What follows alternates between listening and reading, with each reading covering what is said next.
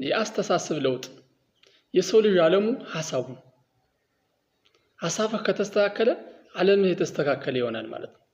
ስለዚህ ይህን ዓለምህን ለማስተካከል ዋናውና ቁልፉ ምንጩ ያለ ከሐሳብህ ነው ማለት ነው። ያንተን ሐሳቦች መርምራቸው እስቲ። ካንተ ላይ የሚመጡ ብዙ ጫናዎች ሊኖሩ ይችላሉ። በዛን ሰዓት ሐሳቦች ምንድናቸው? ምንድነው አንተ የምታስተላልፈው? ለምሳሌ አንድ ሰው መጥቶ ካንተ ላይ ለምን ይሄን አላረክም? ለምን ይሄን አልሰራህም? ለምን እንደዚህ ታደርጋለህ ብሎ በጣም ጓቢ ልብህ ምንድነው የምታረው? ደምህ ነው ቀጥ የሚለው? ቦክስ ነው የምትሰነዝረው? ለመማታት ነው የምትዘጋጀው? ነውስ አንተን ነፃ ለማውጣት ብዙ ነገሮችን ታስባለህ? አንተን ነፃ ለማውጣት ለማስረዳትና ችግሩን ካንተ ላይ እንዳልሆነ ለማስረዳት ብዙ ነገሮችን ትለፋለህ ወይስ እንዴ? አስተሳሰብ በጣም ስማርት ሰዎች ግን እንደዛ አይደለም ያለው። በጣም ጥቂት ስማርት ሰዎች የደረሰባቸውን የሆነ ነገር ለማስረዳት ተንትነው እነሱን ነፃ ለማድረግ እነሱ ነፃ አድርገው እነሱ ላይ ሳይሆን ችግሩ ያለ ሌላ ሰው ላይ እንደሆነ ችግሩ ለማስረዳት አይሄዱ። ይልቅስ በጥበብ ነገሩን ይመልሱታል። እንደዚህ ያላቸውን ሰው በማዳመጥ ቀስ ብለው ጥያቄ ይጠይቁታል። ይሄ ነገር እንዴት ነው?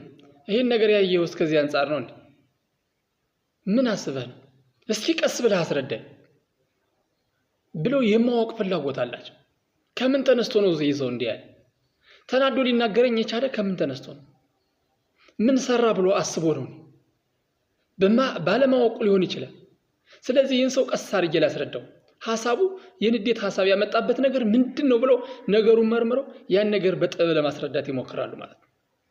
እነዚህ ሰዎች ናቸው በጣም ስማርት የሚባሉ ያስተሳሰብ ለውጥ ያላቸው ወይም ያስተሳሰብ ለውጥ ያመጡ ህይወታቸውን ወደፊት ስማርት አድርገው ለመምራት ስማርት አድርገው ለመሄድ ለመንቀሳቀስ ያሰቡ እንቁ ሰዎች ናቸው እነዚህ ማለት። ስለዚህ አንተ ከነዚህ ውስጥ ለመሆን ሐሳብህ ምን አይነት ሐሳብ ነው? ዛሬ የምታስባቸው ሐሳቦች ምን አይነት ናቸው? የተለያዩ ያንተን ሞራል ሊገሉ የሚመጡ ነገሮች በምን አይነት ጥበብ ነው የምታወራው? ለማስረዳት ነው የምትሞክር ወይስ ነገሩን ለማወቅ ለመመርመር ነው የምትፈልግ? ምክንያቱም ጥቂት ሰዎች ናቸው ነገሩን መርምረው ለማስረዳት ነገሩን መርምረው ለሰዎች ምላሽ መስጠት የሚፈልጉ። ሌሎቹ ግን አሁኑ ስትናገራቸው አሁኑ ቦክስ ይሰነዝራሉ። እንዴ አንተ ነህ እንዴት እንደምትለይ ማነህ እናንተ ብለው የዚያኛውን ሰው ለማንቋሸሽ ያኛው ሰው ያላቸውን ሰው ለማንቋሸሽ ለማውረድ ይፈልጋሉ ማለት ነው። በስሜትም ብዙ ነገሮችን ያወጣሉ። በስሜት ብዙ ስድቦችን ይሳደባሉ። በስሜት ሌላ ውስጥ ይገባሉ። ስለዚህ ስማርት ማለት ወይም ያስተሳሰብ ለውጥ አለው የምንለው አንድ ሰው እኒህን ነገሮች ተቋቁሞ ማንኛውም ወደሱ የሚመጡበትን ነገሮች አንደርስታንድ አድርጎ የሚመልስ ግንዛቤ በሰፈነበት መንገድ ዝግ ባለ አእምሮ ባልተናደደ ሐሳብ ባልተናደደ አእምሮ ባልተናደደ ልብ ሊመልስ የሚችል በጣም ወሳኝ ሰው መሆን አለብን ማለት ነው። ይህን ለማድረግ ሁለት ነገሮችን ነግራቸዋል። የመጀመሪያው አንድ ነገር ልነግራቸው የሚችለው ይህን ነገር ለመቋቋም የመጀመሪያ ሰዎች ሚሏቸውን ስላልሆናቸው ሰዎች ሚሏቸውን አይደላችሁ ሰዎች የነገሯቸውን ስላልሆናችሁ እናንተ መናደድ አይጠበቅባችሁ ማለት ነው። ሰዎቹ አንተ እንዲና አንተ እኮ እንደዚህ ነህ አላደረክም ቢሉ ያን ያላደረግ ሰው አይደለህም ነው መጀመሪያ። አንተ የራስህ ዓላማ ያለ ሰው አንተ የራስህ አቅም ያለ ሰው። ስለዚህ እነሱ የሚሉት ሰው ካልሆነ አንተ ምን ማድረግ አለብህ? በቀስታ ወይም በዝግታ ተረጋግተህ ማስረዳት አለብህ ማለት ነው ለነዚህ ሰው። ሌላውና ሁለተኛው ደግሞ ምንድነው? አንተ በእነሱ ልኬት የተለካ አይደለም። እነሱንም መሆን አትችልም። በእነሱ ዓላማ መግባት አትችልም። እውነቱን ምነግርህ እግዚአብሔር ሲፈጥርህ አንተ የራስህ መንገድ አለ። ያንድን ሰው መንገድ እንድትጓዝ አይደለም ፈጣሪ የፈጠረህ። አንተ የራስህ መንገድ የራስህ ውሄ አለ። ያን መንገድ ልትጓዝ ነው የፈጠረ። ስለዚህ ሰው ደግሞ በሱ ልክ ካልሆነልለት እሱ የሚያደርገውን እሱ የሚያስበውን ነገር ካልሰራህለት ምን ያደርጋል? አንተን ለመተቸት አንተን ለማውረድ አንተን ወደታች ዝቅ ለማድረግ ይመጣል ወደ አንተ ማለት ነው። ስለዚህ አንተ የራስህ መንገድ ያለ ሰው ነህ።